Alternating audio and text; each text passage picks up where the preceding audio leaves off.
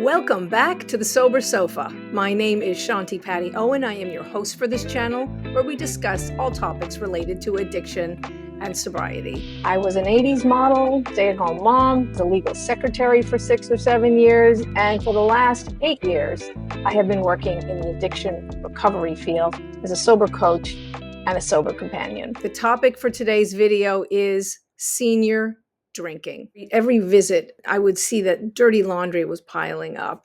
I would see bags full of bills, unpaid, very little food in the refrigerator. I kept saying, "Dad, you can't just keep drinking like this." And he says, "Well, living alone is for the birds." I am a sex addict, love addict, an alcoholic, a compulsive gambler, and a debtor.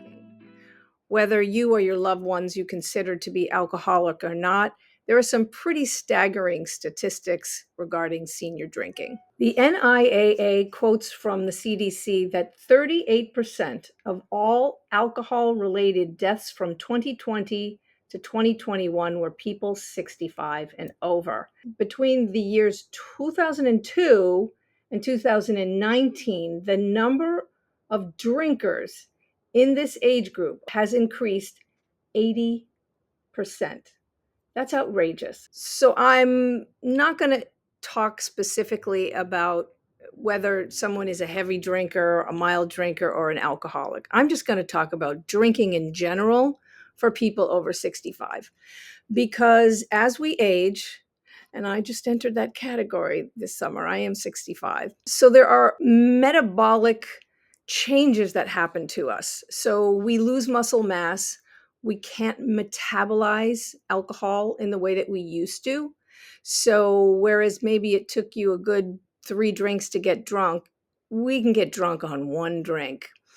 And if you're someone who has been drinking most of your life, you're used to a slow and steady increase in the volume of your drinking. Most seniors are on medications. Many of the medications do not interact well with alcohol. I can give you a brief window into my mixing of alcohol and drugs, which was brief. I broke my arm. I was on heavy opioids, and I went to a party and got drunk, and I literally passed out on the dinner table with my face in the plate.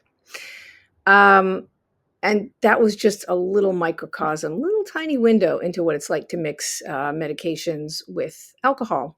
Falls are one of the most dangerous obstacles that we face as we get older. Falls can land us in the hospital in rehab for several months at a time. It can also cause death. So alcohol is a contributing factor to falls. I think it's really important to note why we drink more as we get older. There are some people who didn't drink much at all during their adult years, and they picked up the drink after age 60. There are several components to this. One is that many people, when they retire, they have a loss of identity and a loss of a social circle. Their job had them interfacing with several people, and that oftentimes completely goes away. Loss of health. Some people have severe health issues over age 60. Loss of mobility is a big one. People who start to need to walk with a cane or a walker or a wheelchair. And there's a lot of depression around loss of our bodily functions. There's a lot of loss that happens to seniors. There's loss of our physical health. There's also a loss of our psychological, mental, and emotional health, partly because we lose loved ones. It could be a spouse.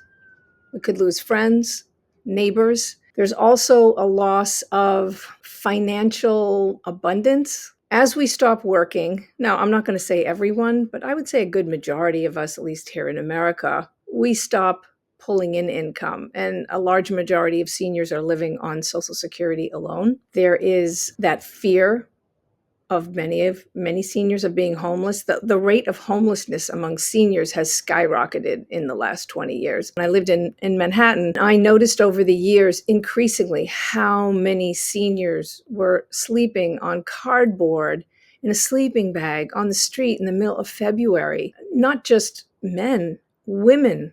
I kept saying to my friends, there's all these grandmas on the street that are in their 70s and 80s. Where are their kids? Where are their grandkids? Where are their friends? So there's that loss of financial stability. Increasingly also are senior divorces. even if they didn't get along well with their spouse for many years or many decades, there's that loss of that marital social circle, just that everyday connection with someone that you live with. So it's a very big loss. And lastly, there's the loss of our youth, our strength we had when we were younger, our physical features that have changed dramatically. And this accumulation of loss leads to loneliness, depression, anxiety, and boredom, which is a whole host of cocktails for drinking. I understand firsthand this loss with my parents, who have both passed on. My mother passed on first in 2011. She suffered with Alzheimer's disease for 12 years. After my mother passed, my dad was a drinker his entire adult life. When he retired, the drinking got quite heavy, and I finally realized he was an alcoholic. I was his main caregiver. I was living in Manhattan. He was in New Jersey. And I would go out every other weekend, sometimes every weekend. It depended on what was going on with him. But he was experiencing falls. He was driving drunk. Now, when I say drunk, my dad never appeared drunk.